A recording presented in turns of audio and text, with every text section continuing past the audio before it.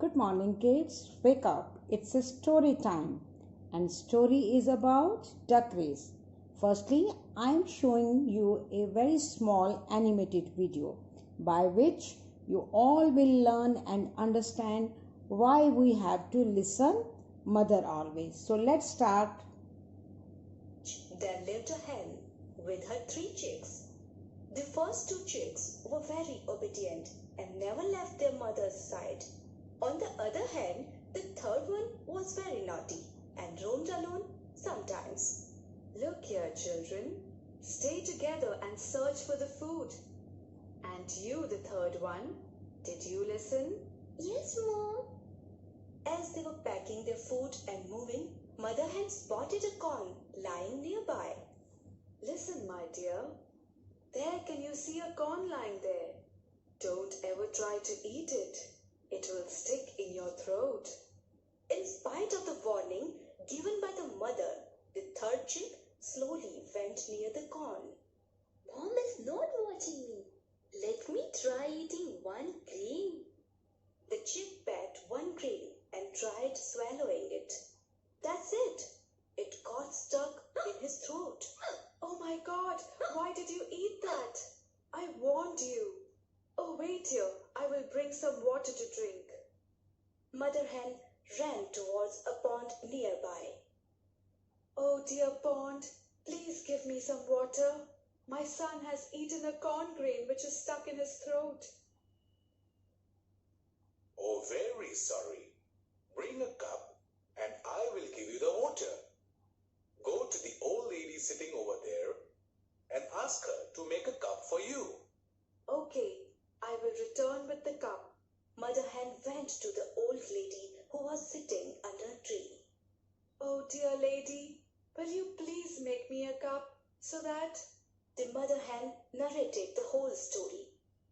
Oh, I pity you. Get me a banana leaf, and before that, will you find out my needle? Mother Hen searched for the needle. She left the place to get the banana leaf after finding the needle. Oh, friend, will you give me a leaf so that the old lady will make a cup and the pond will give me the water for my son? Again, the Mother Hen narrated her story. Oh, how sad. Do not worry. I will give you. But before that, will you inform the farmer to cut the branches of bananas, which is very heavy? Definitely, I will. Saying so, the Mother Hen ran to see the farmer. Hey hen, what is the hurry? Oh, I have come to meet you. Meet me for what? Oh, please help me, kind man. My son is sick as he had eaten a corn.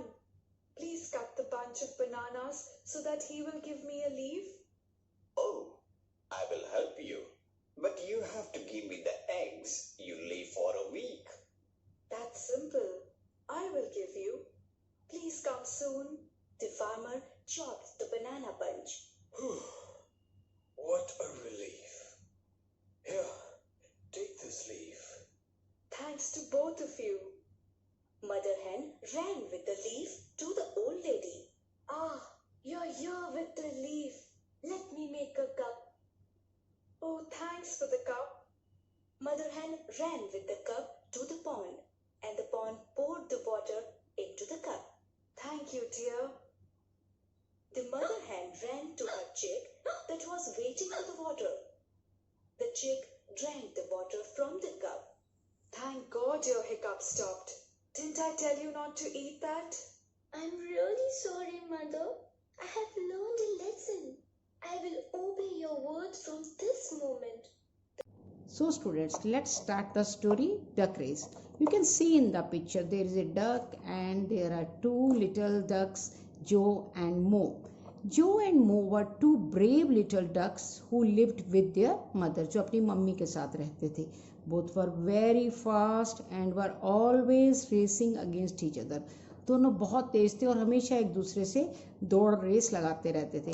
One day, after visiting their uncle upriver, मो shouted. एक बार जब वो अपने uncle up river से मिलने के बाद वापस आ रहे थे, मो चिल्लाया, last one home is a goose. जो लास्ट में घर में पहुंचेगा वो क्या होगा? बतख बनेगा। And both duck swum quickly down river, और दोनों तेज तेज तेज तेज नदी में तैरना शुरू कर दिया। तब both new the way well, दोनों को रास्ता भी बहुत अच्छी तरह पता था। बट जो था लिटिल नॉटी, थोड़ा शरारती था। He had been preparing a trick, उसके दिमाग में कुछ और ही ट्रिक चल रहा था। ही न्यू, वो जानता था, that current in the middle of the river, नदी के बीच में पानी का बहाव, करंट का मतलब पानी का बहाव, बहुत तेज होता है। एंड वुड हेल्प हिम, और वो तेज था और वो मुझे क्या करेगा? जल्दी पहुंचने में मदद करेगा। So even though mother duck had told them never to swim in the middle of the river, कई बार उनकी मम्मी ने उन्हें समझाया था कि बेटा कभी भी नदी के मिडल में आपने नहीं तैरना, क्योंकि वहाँ पानी का बहाव बहुत तेज होता है और इट इज़ वेरी डेंजरस। जो पैडल्ड ओवर इट, पर जो अपने पैर ऐसे हिलाता हुआ, पैडल मारता हुआ, स्विमिंग करता हुआ चलने लगा। आई एम ओल्ड इनफ, मैं अब बड़ा हो गया हूँ, and I know how to swim here, और मुझे तैरना भी आता है। ही थॉट टू हिमसेल्फ, उसने मम्मी से नहीं कहा लेकिन अपने मन में सोचने लगा। He was going much faster than Mo, वो तेजी से चलता जा रहा था, मो से आगे भागता हुआ जा रहा था। And was developing a big lead, और काफ़ी आगे निकल आया था। मो नेवर डिसओबेड हिज मदर, मो कभी भी ऐसा नहीं हुआ था जब मो ने अपनी मम्मी का कहना ना माना हो। He always obeying his mother, हमेशा अपनी मम्मी का कहना मानता था। And now his obedience means he was going to lose the race, अब उसे ये मन में आ रहा था कि मम्मी का कहना मानने से ये नुकसान होगा कि मैं अपनी रेस हार जाऊंगा। As they went on the current get stronger, जैसे जैसे वो आगे जा रहे थे पानी का बहाव और तेज होता जा रहा था। यू कैन सी हियर लहरें कैसे तेजी से चल रही हैं। जो क्रॉस द फिनिशिंग लाइन, जो ने फिनिशिंग लाइन क्रॉस कर ली, विदाउट रियलाइजिंग, बिना सोचे बिना महसूस किए, that he was headed straight for a big Whirlpool. Look at this, कि वो कहाँ की तरफ जा रहा है? एक बहुत बड़े गहरे वर्लपूल की तरफ जा रहा है। एक लहरें जिसका सर्कल बन जाता है बेटे, और उसमें जो डूब जाता है वो निकलता नहीं है, बहुत मुश्किल होता है वहाँ से निकलना, और वो रिवर के बिल्कुल मिडल में होता है। बिफोर ही कुड रिएक्ट, इससे पहले कि वो सोच पाता, वहाँ से निकल पाता, he was spinning around in it unable to escape, वो पूरा ऐसे ऐसे गोल गोल घूमता रहा उसी पानी के अंदर और उससे बाहर नहीं निकला गया। Now come to next page. Fortunately, a cow from a nearby farm came by sea and seeing Joe. क्या हुआ बेटे? उसकी किस्मत अच्छी होगी। एक गाय जो पास ही, कहाँ में, एक फार्म हाउस था वहाँ पे नज़दीक ही, वहाँ पे क्या कर रही थी? घास खा रही थी। उसने जो को देखा, waded in and rescue him, वो वहाँ गई और उसको बाहर निकाला। To prevent him from drinking all the water in the river, कहीं वो सारा पानी उसकी बॉडी के अंदर ना चला जाए, इससे पहले ही किसने उसको बेटे बाहर निकाल लिया? एक काऊ ने। When he was on dry ground, जब उसको ग्राउंड पे वो लेके आई, he remained dizzy, dizzy का मतलब बेहोश होना, उसे होश नहीं थी। For quite some time, बिल्कुल होश में नहीं आया वो कुछ समय के लिए।